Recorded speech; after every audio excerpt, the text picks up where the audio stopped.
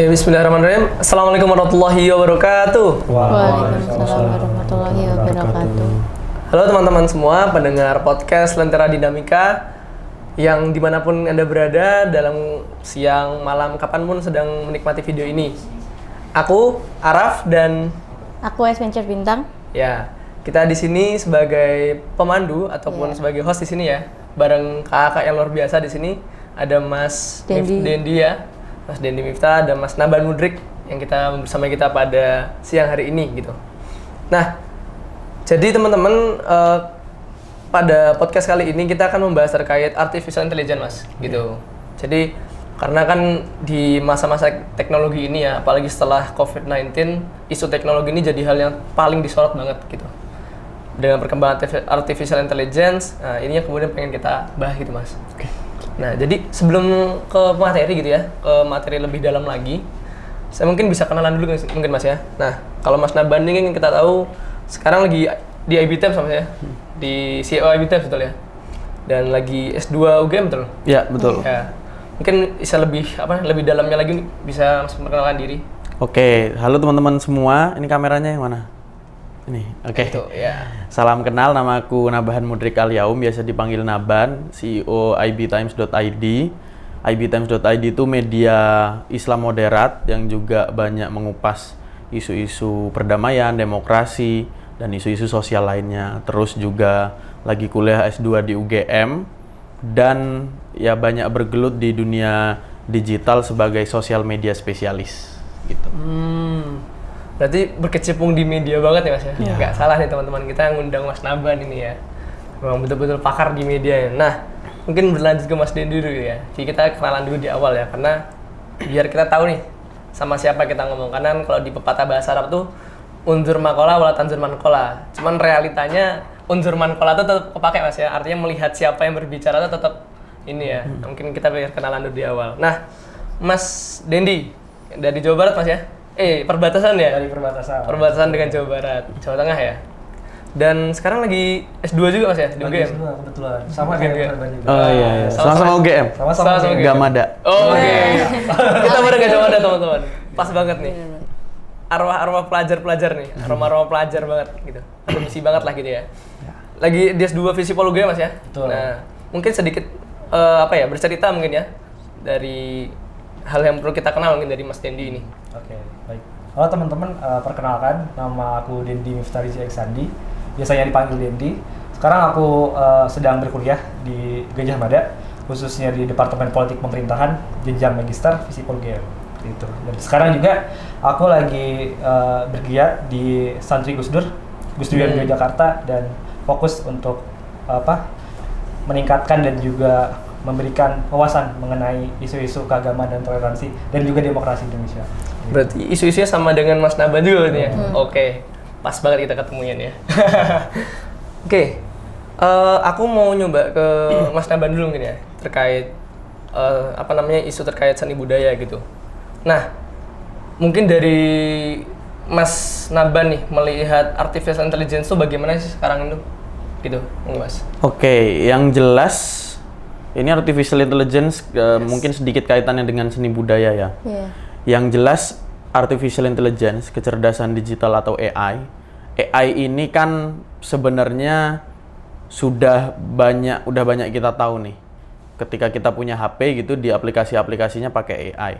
Ketika kamera misalnya, kamera bisa terhubung dengan internet, itu juga sangat mungkin terhubung dengan AI begitu. Ketika kita punya perangkat elektronik, misalnya di rumah teman-teman ada yang bisa mematikan listrik secara otomatis lewat HP teman-teman semua, Internet of Things, itu juga AI. Jadi sebenarnya nggak seperti di film-film. Kalau di film-film kita lihat mungkin AI ini kayak sangat menyeramkan, sebenarnya nggak mesti kayak gitu. Tapi datangnya tuh bisa jadi pelan-pelan gitu. Nanti tahu-tahu kita sudah keranjingan aja ngelihat TikTok atau Reels gitu. Itu karena kerja-kerja AI. Karena konten-konten kita di Facebook, di Twitter, di timeline itu berubah bukan sesuai dengan yang kita follow doang. Nah, atau sesuai dengan yang kita like atau orang-orang terdekat kita misalnya. Itu karena AI juga dan banyak lagi gitu. Nah, itu tentang AI. Jadi artificial intelligence ini seperangkat kode yang jelas ciptaan manusia, tapi dia bisa kayak bekerja sendiri, terus kemudian seolah-olah punya kecerdasan sendiri, dan memang lebih cerdas dari manusia gitu. Mungkin teman-teman yang di sosial gitu nggak terlalu sepakat soal ini, tetapi dalam banyak literatur tuh emang udah bilang tuh bahwa kecerdasan dari komputer, dari AI itu emang udah lebih cerdas daripada manusia. Tinggal satu yang belum dimiliki dan dikhawatirkan di masa depan si kecerdasan buatan ini bisa punya, itu yang namanya kesadaran gitu. Jadi urusan kecerdasan manusia sudah dilewati. Kalau kita main catur gitu sama mesin yang canggih, kita pasti kalah. Kalau kita cepet-cepetan nyelesain soal matematika, kita pasti kalah. Kalau kita cepet-cepetan menghafal, lebih banyak menghafal, kita juga pasti kalah gitu. Cuman dalam kesadaran kita masih punya itu, dan belum ada tanda-tanda nih si AI ini akan punya kesadaran juga gitu. Terus kemudian AI ini walaupun pinter, walaupun bisa menjawab banyak permasalahan, mungkin nanti Mas Dendi yang bakal lebih banyak mengupas ya. Tapi yang harus kita tahu, AI ini pinter dalam how to, pinter dalam melakukan sesuatu. Dia bisa meniru apapun yang dilakukan manusia. Mungkin nggak semua, tapi nyaris apapun. Terutama hal-hal yang sifatnya repetisi. Kayak dia bisa meniru hitung-hitungan, dia bisa niru omongan manusia, dia bisa niru pola-pola musik gitu. How to-nya itu pinter. Tetapi dia nggak punya yang namanya why.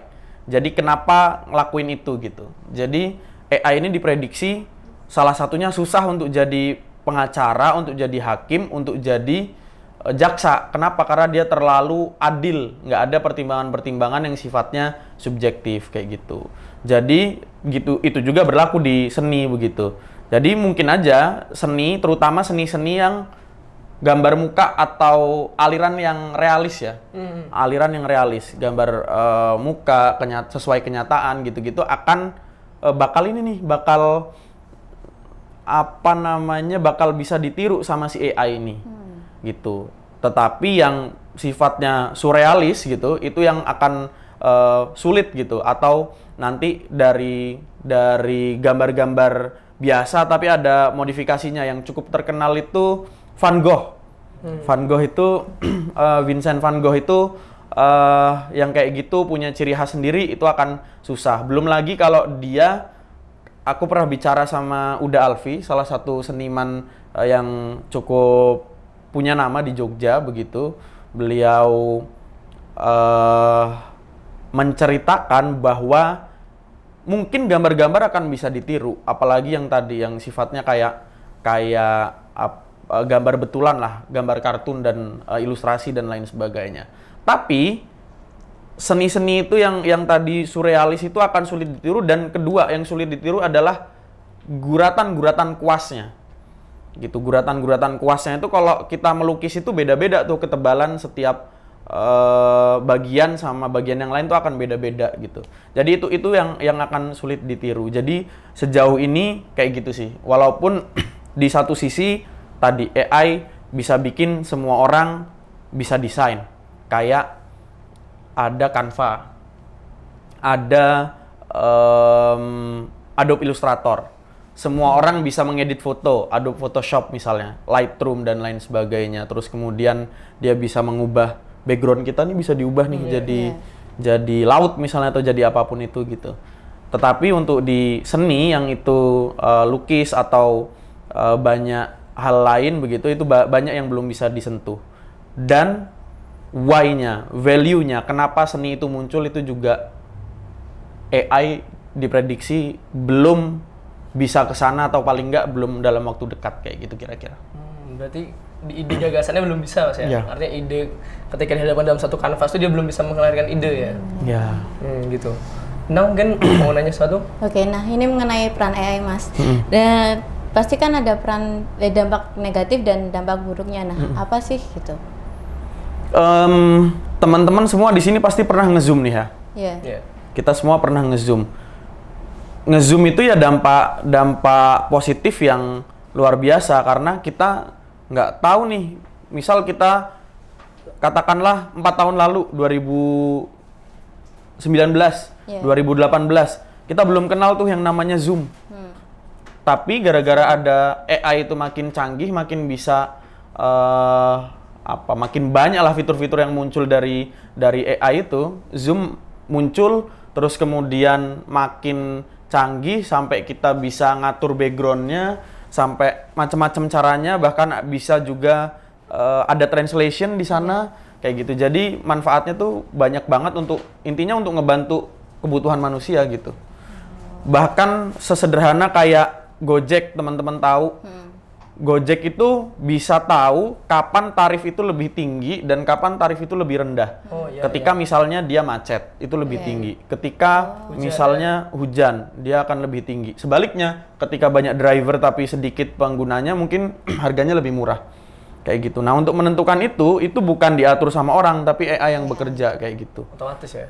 Kira-kira kayak gitu. Terus kemudian mencari rute. Walaupun kita sering ngejekin Google nih, tapi lama-kelamaan dia belajar gitu.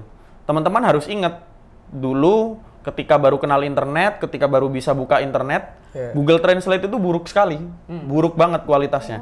Tapi makin kesini makin bagus. Makin kesini makin banyak kayak Grammarly dan lain sebagainya yang itu bisa tanpa bantuan orang itu bisa mengoreksi grammar, bukan cuman translate gitu. Jadi benar-benar mempermudah kehidupan manusia.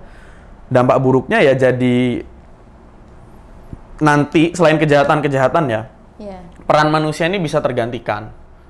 Gitu. Peran manusia bisa tergantikan, peran manusia bisa tergeser nih sama AI. Terutama misalnya nih, nggak lama lagi, 5 tahun lagi misalnya ada muncul yang namanya mobil driverless tanpa supir, ya kan berarti sekian puluh ribu, sekian juta orang yang jadi supir akan tergeser, gitu. Terus mungkin orang-orang yang konten-konten kreator itu lama-kelamaan akan terganti juga sama AI yang wajahnya bisa dimodifikasi, suaranya bisa dimodifikasi. Sekarang aja kan voice over udah, kalau di konten-konten TikTok sama Reels kan udah digantiin sama suara yang bukan dibuat manusia kan kayak gitu. Iya, betul. Jadi kira-kira gitu, teman-teman. Oke. Berarti tadi udah kesinggung banyak poin ya terkait bagaimana kemudian ini AI ini ya. Artinya tadi kita dari isu pertama soal seniman, kemudian benar-benar kepada peradaban yang lebih luas daripada seni itu sendiri gitu ya. Pada peradaban manusia, pada banyak aspek yang kemudian dipengaruhi oleh AI. Udah mulai panas ya Mas ya bahasannya. Nah, tak stop dulu, kita pindah ke Mas Dendi ya. Kita pindah ke Mas Dendi. Nah, udah pas poinnya hampir deketan nih. Nah, kita masuk ke politik Mas ya. Boleh. Oke, Mas Dendi. Kalau ngomongin soal AI, nggak lepas juga dari isu politik ya Mas ya. Betul. Maksudnya kan benar-benar AI itu mempengaruhi ke banyak aspek begitu ya. Termasuk kemudian ke politik. Nah, kalau dari Mas tadi sebelum ke arah sana, AI menurut Mas sendiri gimana? Oke. Ya. Mungkin aku masuk ya tadi. Tadi aku juga sepakat ya tadi sama Mas Naban, dan juga Mas Naban udah sangat menjelaskan lah mengenai konsepsi dari AI itu sendiri dari A sampai Z gitu. Mungkin aku sedikit menambahkan aja ya. Jadi sebenarnya yang disebut sebagai AI ataupun artificial intelligence ini sendiri pun kan sebenarnya ada sebuah program komputer ya, yang sebenarnya memiliki tujuan tuh untuk mengerjakan hal-hal tertentu yang biasanya tuh menggunakan kecerdasan manusia kan untuk menggunakannya. Nah, pun tujuan dari adanya AI sendiri sebenarnya kan tujuannya tuh adalah untuk mempermudah dan juga untuk mengefisienkan kebutuhan dan urusan-urusan manusia. Nah, kalau misalkan ngelihat sejarahnya gitu ya, kita coba tarik ke sejarah historisnya. Ya kan awal mula ada istilah AI sendiri itu bisa kita cek dari tahun 1990-an. Di mana ada seorang tokoh namanya tuh Alan Turing. Dia tuh punya tulisan Computing Machinery and Intelligence kalau nggak salah nama judul tulisannya itu, di mana dia tuh memperkenalkan terlebih dahulu memperkenalkan awal mula istilah AI itu sendiri gitu, ataupun kecerdasan buatan yang nantinya sekarang berkembang ke 2023. Kita juga udah tahu tadi Mas Naban juga udah jelasin banyak hal gitu ya yang berhubungan dengan AI. Ada ChatGPT mungkin ya kalau misalkan sekarang lagi rame gitu. Terus ada tadi pengisian suara voice over dan semacamnya juga itu termasuk dari AI itu sendiri gitu. Nah, itu membahas soal AI-nya. Seperti itu mungkin kalau dari aku.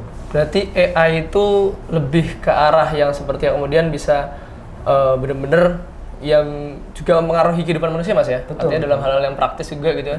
Kayak ChatGPT itu yang kayak teman-teman pelajar mungkin ya, mahasiswa tuh udah banyak pakai sekarang ya. Betul. Dikasih soal esai. Iya, iya. Itu mungkin secara kemampuan juga kan bisa dikatakan lebih tinggi daripada Google itu sendiri gitu ya. Iya, iya. Misalkan kita chat ngetik sesuatu mengenai sesuatu pertanyaan ke AI itu bisa dijelaskan itu. Bahkan lebih bagus daripada Google itu sendiri. Bisa ngembangin dia. Betul.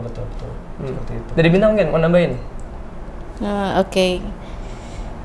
Jadi kan AI itu sendiri kan ada tentang tadi DPR ya. Betul. Ya. Peran AI dengan DPR tuh gimana sih gitu? Oh iya. Jadi tadi Masuk kan nggak? Iya. aku udah paham.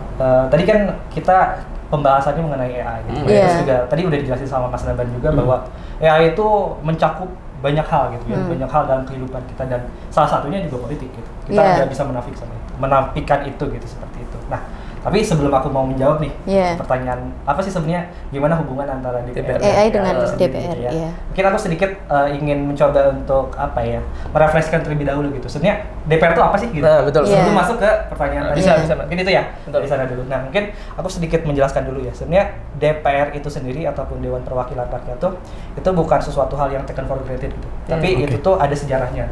Nah, sejarahnya tuh sebenarnya kita bisa tarik ke sejarah munculnya sebuah konsep namanya trias politika, teman-teman. Iya, iya. Trias politika atau Oh, misalkan iya. pembagian kekuasaan. Montesquieu ya.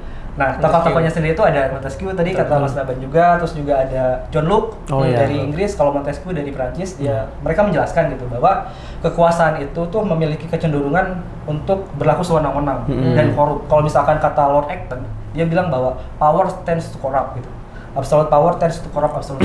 Jadi kekuasaan itu cenderung korup dan kekuasaan yang luar biasa cenderungan korupnya luar biasa juga seperti itu. Nah, oleh karena itu menurut tokoh-tokoh ini katanya dikarenakan si kekuasaan itu tadi itu bersifat korup dan juga berlaku sewenang-wenang, perlu adanya pembatasan terhadap kekuasaan-kekuasaan itu. Nah, mereka tuh sebenarnya berangkat dari sejarah peradaban dunia gitu, di mana dulu kan sistemnya kerajaan-kerajaannya. Nah, dalam sejarahnya gitu ya, kerajaan-kerajaan ini yang dipimpin oleh raja-raja itu tersebut tuh kecenderungannya tuh mereka tuh berlaku sewenang-wenang terhadap masyarakat dan oleh karena itulah kekuasaannya itu perlu dibatasi. Jadi sebenarnya ada akarnya gitu dari pemikiran trias politika ini. Nah, trias politika itu membagi kekuasaan itu menjadi 3. Pertama ada eksekutif, legislatif, dan yudikatif. Kalau misalkan eksekutif itu adalah lembaga ataupun institusi yang mempunyai tugas untuk menjalankan roda pemerintahan.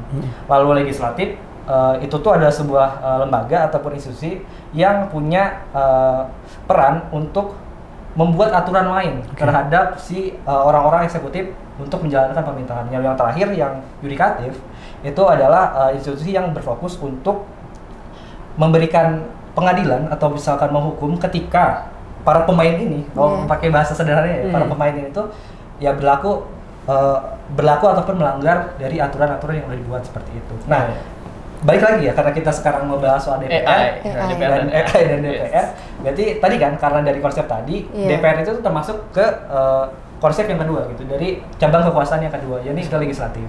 Nah, legislatif sendiri dan DPR. Nah, tadi karena awal mulanya DPR itu bertujuan untuk membatasi dan memberikan aturan main terhadap anggota eksekutif, seiring berjalannya waktu nih fungsi dan tugas DPR sendiri pun jadi makin banyak seperti itu. Tapi paling enggak ada 3+1 tugas dan fungsi utama dari DPR. Pertama tadi memberikan aturan main. Kalau misalkan mungkin bahasa hukumnya membentuk undang-undang ya, membentuk undang-undang. Lalu yang kedua ada pengawasan. Nah, pengawasan itu untuk memonitor atau menjadi supervisi bagi kekuasaan eksekutif biar mereka tuh tidak berlaku sewenang-wenang gitu, seperti itu. Lalu yang terakhir ada fungsi anggaran.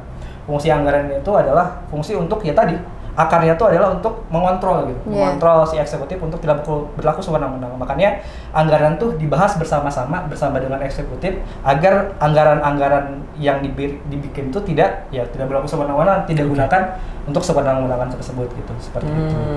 Kayak gitu mungkin kalau misalkan bahas soal DPR-nya itu sendiri. Nah, berhubung ini temanya soal AI dan juga DPR, mungkin aku mau masuk gitu ya ke sana. Nah, aku sendiri gitu ya, ketika temanya itu diberikan ke aku gitu mengenai sebenarnya temanya itu adalah jika DPR digantikan oleh AI, ya kan seperti itu. Nah, aku kepikiran dari tema itu seperti ini teman-teman. Jadi kan kita udah bisa mengetahui ya bahwa AI dan sebagainya, terus dari tugas DPR juga dijelasin. Tapi secara kondisi negara kita nih ya, jangan ngomongin secara global, tapi mungkin secara nasional dulu. Menurut aku pribadi, kita sebagai sebuah entitas negara, negara ini Indonesia gitu, kita tuh belum mempunyai kapasitas yang sebegitu besar dalam hal mempunyai teknologi infrastruktur AI itu sendiri gitu. Nah, menurut aku ketika kita tidak memiliki kecenderungan ataupun tidak memiliki kapasitas infrastruktur AI sendiri, malahan menjadi riskan bagi kita ketika kita ingin menggunakan AI apalagi untuk kepentingan-kepentingan yang strategis gitu. Salah satunya yang menjadi menggantikan DPR. Seperti itu. Betul. Itu ada hal yang menurut aku perlu untuk kita pertimbangkan seperti itu. Kenapa itu menurut aku penting dan menjadi urgensi gitu ya? Karena ketika kita tidak memiliki infrastruktur itu, kita tuh paling enggak tuh ada beberapa hal yang menjadi masalah nantinya. Pertama, misalkan soal data privasi gitu. Misalkan kita ya sebagai orang ataupun sebagai kelompok yang tidak memproduksi AI itu sendiri, kita nggak tahu gitu sebenarnya data-data yang ada di AI itu sendiri itu digunakan oleh AI si pemilik AI itu untuk apa? Itu satu. Terus yang kedua soal bias algoritma dan juga bahkan manipulasi algoritma gitu. Di mana data-data yang mungkin dikirimkan kepada kita atau dipaparkan terhadap kita nggak tahu kan sumbernya dari mana. Ketika kita nggak jadi produsen dari AI-nya sendiri, itu riskan banget untuk bias dan juga manipulatif gitu seperti itu. Lalu yang ketiga tadi juga udah dibahas sama Mas Naban mengenai soal perkembangan AI ini tuh bakal menggantikan pekerjaan dan manusia, khususnya lapangan pekerjaan. Di mana ketika AI itu makin berkembang dan itu menggantikan lapangan kerjaan yang biasanya tuh digunakan oleh manusia, permasalahan lapangan kerja juga nanti akan timbul di negara kita gitu. Dan itu pun perlu dipertimbangkan. Lalu yang terakhir yang menurut aku menjadi perhatian kita gitu ya adalah mengenai biasanya gitu ya, atau misalnya ketika ngelihat kondisi sekarang tuh AI ataupun teknologi itu seringkali digunakan untuk kepentingan militer. Nah, kalau misalkan mungkin teman-teman juga kalau baca-baca ya, kalau misalkan dalam sejarahnya pun aku habis contoh dikit deh. Internet sendiri gitu ya, kalau misalkan dalam sejarahnya kan sebenarnya awal mulanya ada internet tuh itu sebenarnya untuk keperluan perang gitu. Di mana dulu setelah perang dunia kedua kalau nggak salah tuh antara Amerika dan Uni Soviet, internet itu baru benar-benar berkembang gitu. Seperti itu. Jadi itu yang menurut aku penting untuk kita pertimbangkan sebelum kita masuk ingin ngebahas gimana sih caranya ataupun keinginan kita untuk menggantikan DPR dengan AI. Jadi menurut aku yang paling penting adalah sebelum masuk ke menggantikan DPR dengan AI itu sendiri adalah sebenarnya bagaimana sih sebenarnya Indonesia sebagai satu entitas negara gitu memiliki kemampuan dan kapasitas untuk memiliki ataupun menjadi produsen dari teknologi AI, dan jangan sampai kita selalu menjadi konsumen terhadap AI itu sendiri. Mungkin itu dulu kalau dari aku. Oke, memasuki DPR diganti dengan AI itu kan pasti ada dampak negatif dan dampak positifnya. Betul. Nah, itu gimana sih apa gitu dampak negatif dan positif jika DPR diganti dengan AI? Mungkin tadi udah negatif tadi ya. Negatif mungkin tadi ya. Mungkin aku mencoba sekarang positif. Dampak positifnya gitu. Ya. Sebenarnya tadi ya, walaupun aku bisa katakan ada hal-hal yang menjadi pertimbangan lah dan bisa dimasukkan terhadap dampak negatif, tapi sebenarnya AI ini sendiri pun mempunyai manfaat dalam artian ke politik itu sendiri gitu. Nah, menurut aku pribadi manfaat dari adanya AI sendiri pun adalah sebenarnya AI ini ataupun data-data dari AI ini tuh bisa untuk membantu anggota dewan kita dalam hal apa? Dalam hal membantu, kan AI itu memiliki data-data yang banyak dan banyak juga data-data yang itu tuh berhubungan dengan perhatian ataupun kepentingan dari publik dan kebutuhan dari publik, dan biasanya dibicarain tuh di Twitter lah, di mana dan semacamnya, biasa banyak ya. Sebenarnya itu tuh bisa digunakan gitu untuk DPR kita dan anggota-anggota dewan kita tuh untuk menyerap aspirasi ataupun isu-isu ataupun kebutuhan dari masyarakat kita gitu yang itu tuh didapatin lewat AI. Jadi dibandingkan menggantikan DPR dengan AI, aku sendiri lebih sepakat untuk menggunakan AI sebagai bantuan bagi DPR kita tuh untuk menyerap aspirasi dalam masyarakat itu sendiri gitu. Kayak gitu. Nah, tapi menariknya adalah gini. Selain tadi ya, selain kita punya kelemahan bahwa kapasitas teknologi pengetahuan kita mengenai AI itu belum terlalu banyak, tapi yang menjadi permasalahan lainnya selain kapasitas adalah soal kemauan juga gitu. Nah, pertanyaannya gini teman-teman, yang menarik gitu, yang ngebahas soal anggota dewan dan DPR kita, apakah gitu ya dengan apa yang tadi aku sampaikan soal isu-isu tadi bantuan terhadap AI itu, apakah DPR kita tuh mau untuk menggunakan AI dan menyerap isu-isu ataupun kebutuhan-kebutuhan yang didapatkan dari AI itu tuh, dan mereka menindaklanjuti itu gitu. Nah, permasalahannya adalah dari track record ke belakang nih gitu ya. Kita juga tahu gitu bahwa Inovasi. banyak sekali kondisi-kondisi gitu, peristiwa-peristiwa di mana anggota DPR itu ataupun DPR-nya itu sendiri itu tidak benar-benar mendengarkan aspirasi-aspirasi dari masyarakat. Iya. Misalkan aja nih Benar banget. contoh biar tidak dikatain cuma ngomong doang kan. Iya. Contohnya soal revisi undang-undang KPK gitu, Iya. di mana membuat KPK seperti saat ini gitu ya. Teman-teman juga mungkin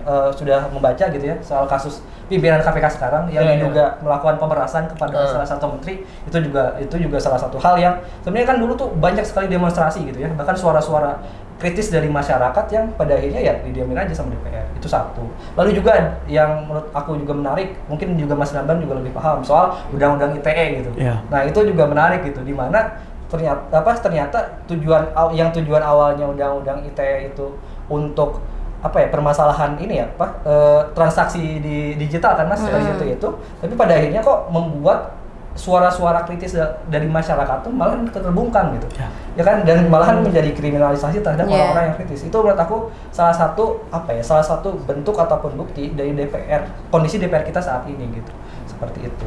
Oke Mas, kamu masuk Mas. Nah tadi tadi udah jelasin juga kemudian gimana masyarakat itu juga punya kemudian hadirlah satu pandangan untuk mengganti gitu loh atas dasar ketidakpercayaan lagi gitu ya. Betul. Dengan kondisi yang terjadi hari ini gitu.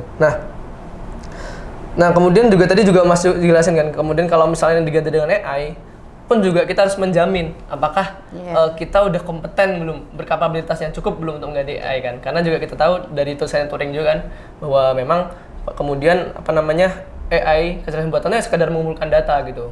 Pada dasarnya dia ada data yang kemudian dia dalamkan, data yang kemudian dia kumpulkan begitu. Nah, kemudian nih Mas, ini mungkin lebih ke case ya, kayak di penelitian dari International University di Spain itu mengeluarkan hasil bahwa sekitar 60% di Eropa itu setuju kalau misalnya itu diganti dengan AI.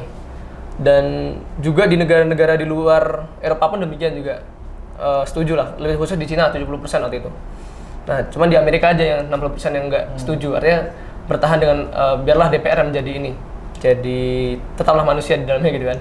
Nah, kalau pendapat Mas sendiri gimana? Artinya kan itu udah jadi konsensus masyarakat dalam tanda kutip untuk kemudian ayo ganti aja DPR dengan AI, apalagi di Indonesia masyarakatnya kayak gitu kan. Nah, menurut Mas gimana? Apakah kemudian kita harus mengikuti konsensus ini dalam tanda kutip konsensus ya? Karena kan udah ibarat di musyawarah tuh udah quorum tuh kayak ngomong ganti aja gitu. Nanti gimana Mas? Menurut Mas sendiri? Baik.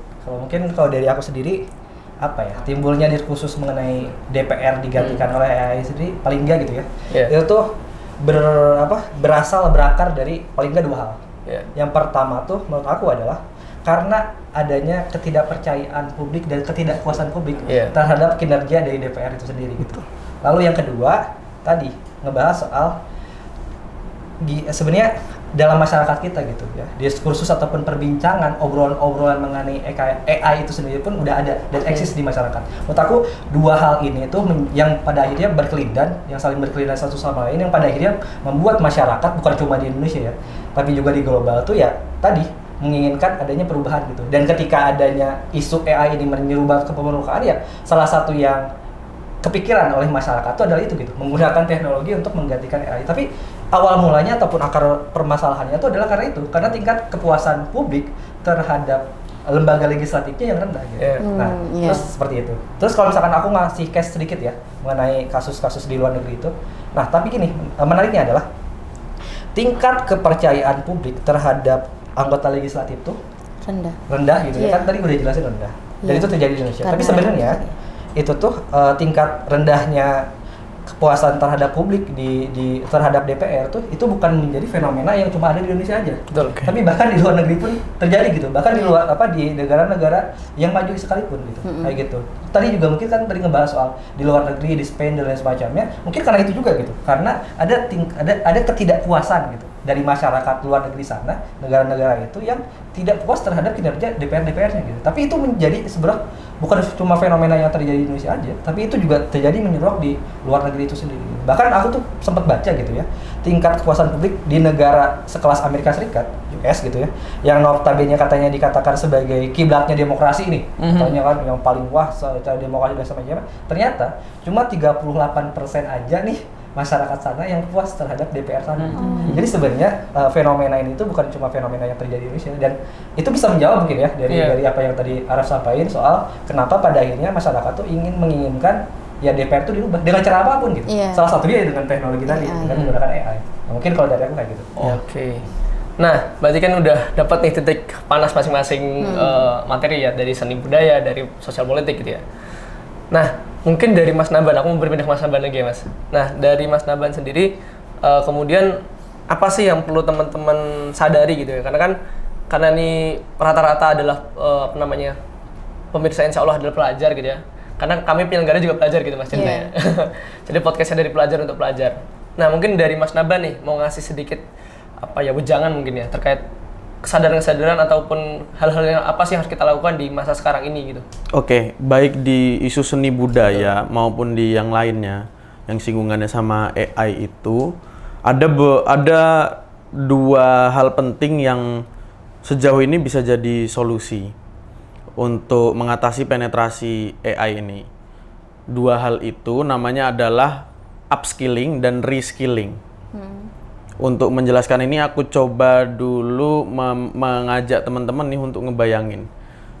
Zaman dulu mungkin sampai sekarang ya, tapi zaman dulu lebih terasa begitu. Pekerjaan yang paling ideal itu apa? Antara PNS atau kerja kantoran.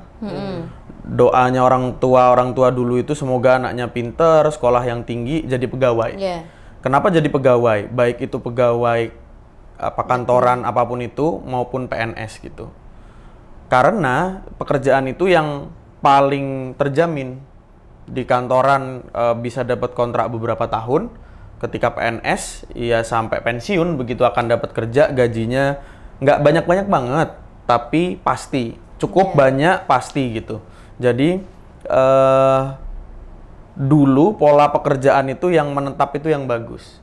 Nah, ketika ada AI, ketika teknologi ini berubah terus, di 2010 kita punya smartphone, BlackBerry masih kenceng itu, habis itu 2013 sudah digantikan sama smartphone, lalu medsos makin muncul, YouTube makin kuat gitu, itu makin banyak opsi-opsi pekerjaan dan juga orang ini makin nggak bisa menetap di satu pekerjaan.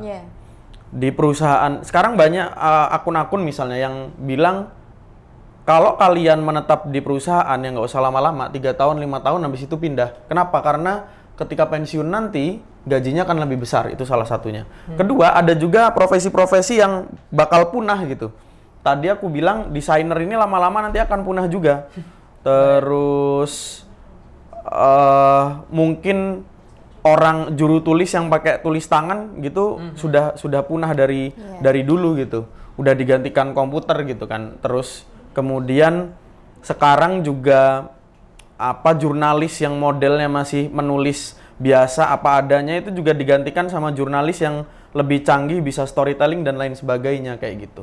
Bahkan media itu juga terancam sama YouTuber gitu, sama pemilik akun selebgram, seleb TikTok, seleb tweet gitu, karena mereka punya konten sendiri gitu, dan media-media ini juga kalah sama brand-brand besar yang pada akhirnya mereka memilih untuk hire tim media sendiri. Contohnya apa? Contohnya di Formula One misalnya, mereka punya tim media sendiri. Kalau di bola, MU mereka punya media sendiri yang itu lebih dahsyat dari yang lain. Akhirnya kalau media-media mau nyari berita ya mengutip dari medsosnya MU kayak gitu. Contohnya kayak gitu. Nah, ketika pekerjaan-pekerjaan terus terganti, kita perlu dua hal tadi. Pertama, upskilling, kedua reskilling. Upskilling itu apa? Upskilling itu misalnya aku bisa menulis tangan. Tetap nanti skillnya sama-sama menulis, tapi gimana caranya menulis pakai komputer? Belajar, konteksnya masih sama, tapi belajar kemampuan baru. Nanti ternyata penulisan pakai komputer sudah digantikan nih misalnya karena muncul yang namanya AI, namanya GPT atau Copilot. Maka yang harus aku lakukan ternyata menulis prompt, menulis perintah di ChatGPT, menulis perintah di Copilot. Itu kan satu hal yang harus detail juga karena namanya program ya. Dia harus detail, dia harus sebaik mungkin menjelaskannya, terus kemudian nggak bisa yang coba buatkan lagu bahagia gitu aja, nanti nggak bisa munculin kayak gitu, atau coba buatkan presentasi yang menarik, nggak bisa gitu, tapi coba buatkan presentasi terdiri atas 10 slide, poinnya ini, terus kemudian nanti baru bisa jadi begitu. Nah, itu yang namanya upskilling. Tapi ada juga yang namanya reskilling. Bisa jadi orang nanti misalnya, kayak tadi aku bilang, bisa jadi suatu saat supir tergantikan sama teknologi driverless, tanpa driver. Lalu kemudian, walaupun pekerjaan-pekerjaan itu hilang, bakal muncul pekerjaan yang baru lagi gitu. Sama kayak dulu, waktu petani-petani ataupun pekerja di pabrik digantikan sama robot, tetap ada muncul kerjaan-kerjaan yang lain. Misalnya di pertanian perlu yang mikir gimana caranya teknologinya, perlu ada yang mikir gimana penyiramannya, perlu ada yang mikir perencanaannya dan lain sebagainya kayak gitu. Nah itu maka orang-orang yang tadinya kehilangan pekerjaan itu perlu yang namanya reskilling itu tadi. Oh iya benar, reskilling, memunculkan skill-skill baru yang ini agak jauh nih kayak gitu.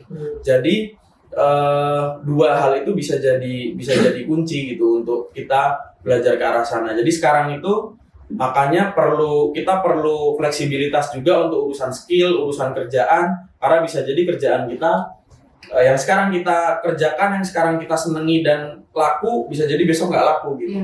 Banyak juga kan YouTuber misalnya yang dulu laku sekarang enggak, atau dulu di TV misalnya. TV yang dulu sangat laku sekarang enggak, tapi sekarang mulai ada pola pembayaran subscribe misalnya, mulai laku TV, mulai laku lagi tapi lewat platform digital gitu, terus menggantikan si konten-konten kreator gitu misalnya.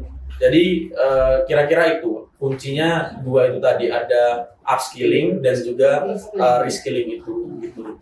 Berarti artinya dalam kita juga perlu update mas ya, membuka mata, melek gitu ya. Kalau dunia itu terus berjalan, kayak dulu mungkin di Inggris tuh ada ini ya kayak ada apa, tukang bangunin tidur kalau nggak salah, saya baca sejarah itu. Sekarang udah nggak ada lagi gitu ya, karena sejak time maker itu muncul gitu. Ya. Terus kayak mungkin tadi mas mention soal juru ketik ya, tukang tulis tangan ya, sekarang udah ada juru ketik, terus kemudian sekarang ganti udah nggak ada lagi. Betul. Gitu ya. Artinya memang perlu upskilling dan reskilling teman-teman. Jadi ini yang perlu teman-teman pelajar ya, harus tetap melek pada hal itu. Karena zaman kita kayak guru-guru kita bilang di sekolah, zaman kita besok belum tentu kayak zaman sekarang, dan mungkin tidak akan persis sama zaman sekarang. Aku berarti ke Kang Dendi. Kalau Kang Dendi sendiri berarti gimana nih menurut Kang Dendi biar teman-teman tuh selain sadar dengan teknologi tadi dari mention sama Mas Naban ya, biar sadar juga dengan isu politik hari ini gitu, yang kemudian pastinya juga compare dengan isu teknologi gitu. Gimana Mas? Mungkin kalau dari aku sendiri gitu ya, mungkin antara tadi ya, perkembangan teknologi apalagi sekarang mengenai soal AI gitu, dan juga itu berhubungan dengan gimana sih sebenarnya dua hal itu tuh bisa saling berhubungan, dan saling membantu satu sama lain. Dan kita melek atas hal itu. Kita melek terhadap hal itu. Menurut aku sendiri ya, sebenarnya platform ataupun teknologi itu sendiri itu bisa menjadi alat buat kita tuh biar lebih melek dan lebih berpartisipasi dalam politik. Kita mungkin bisa ngelihat lah sekarang ada banyak sekali platform-platform di anak muda gitu ya. Kayak misalkan sekarang yang lagi ramai itu ada Bijak Memilih gitu ya.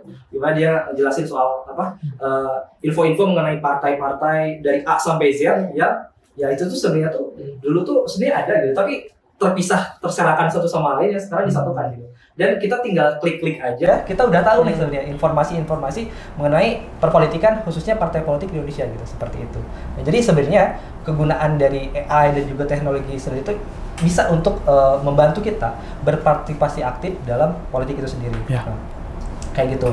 Kalau misalkan ngebahas soal politiknya sendiri, menurut aku ya, apalagi kita ya, di sini kan kalangannya anak muda nih. Anak muda itu sendiri. Menurut aku anak muda itu tuh harus berperan lebih aktif lagi dalam kancah politik itu. Aku ngomong kayak gini bukan berarti aku lagi nyari suara ya. Soalnya kan posisinya juga aku tidak lagi nyalin atau apa. Betul. Kan banyak ya orang-orang ataupun politisi-politisi yang ayo anak muda bersuara dan semacamnya. Tapi emang secara kondisi ya memang mereka membutuhkan suara dari anak muda gitu. Nah, kondisinya aku sekarang nggak kayak gitu.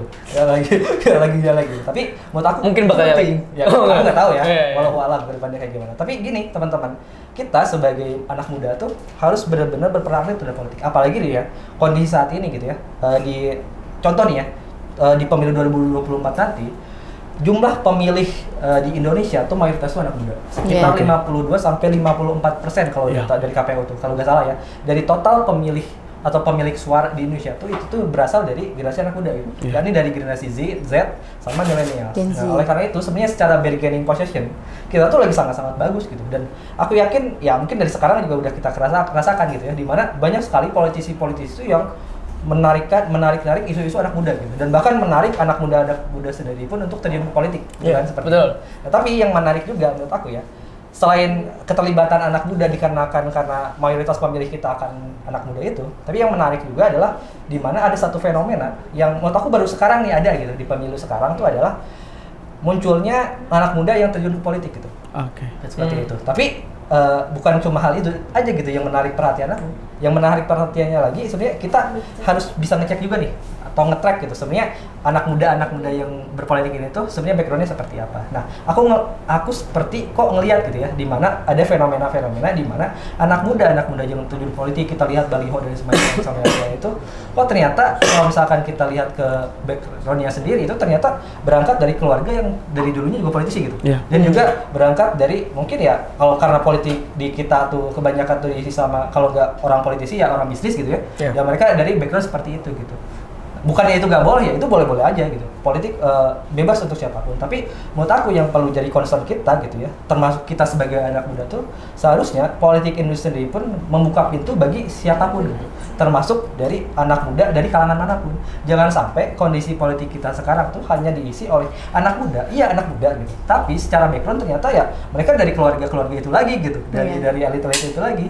Seharusnya ya politik untuk semua orang dan semua kalangan tuh harusnya berhak untuk berpolitik. Nah, menurut aku itu penting untuk kita untuk kita diskusikan lebih lanjut gitu, di mana seharusnya politik itu adalah milik semua kalangan, termasuk kita sebagai anak muda. Karena apa? Karena ataupun kebijakan apapun yang diputuskan oleh politisi kita saat ini itu berpengaruh terhadap hidup kita loh. Jangan lupa gitu bahwa keputusan apapun di Indonesia, di negara ini itu berdasarkan keputusan politik. Oleh karena itu, keputusan politisi saat ini itu akan sangat-sangat berpengaruh terhadap hidup kita nantinya. Hidup kita sebagai anak muda yang nantinya akan melanjutkan kehidupan kita gitu. Iya, betul. Mungkin itu kalau dari aku.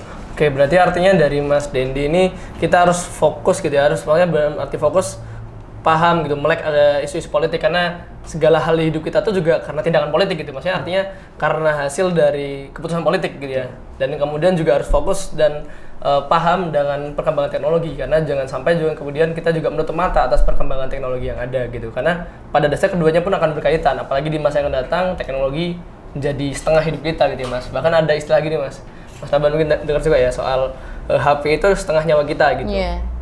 Nah, gitu teman-teman dari podcast kali ini. Terima kasih buat Mas Naban dan Mas Dendi atas waktunya. Beliau ini orang-orang keren teman-teman, orang besar. Tepuk tangan kita semuanya. Alhamdulillah nih, jadi banyak banget info yang kita dapat ya, informasi. Kalau mau teman-teman mau nanya lebih lanjut, mungkin bisa promosi IG Mas, barangkali. Aku bisa di Naban Mudrik kalau teman-teman mau connect atau mutualan ya, di Twitter atau di Instagram, di Facebook juga itu. Cuman TikTok belum punya. Oke. Berarti username untuk segala akun ya, saya.